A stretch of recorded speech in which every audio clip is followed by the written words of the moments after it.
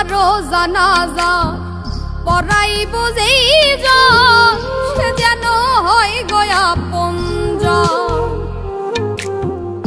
আমারও জানাজা পড়াইব যেইজন সে যেন হয় গো আপনজন। সকালে বা বিকালে দুপুর কিংবা রাইতে মাইক দিয়া বইল আমার বন্ধু স্বজন। আমারও জানাজা পড়াইব যেইজন সে যেন হয় গো আপনজন। আমারও জানা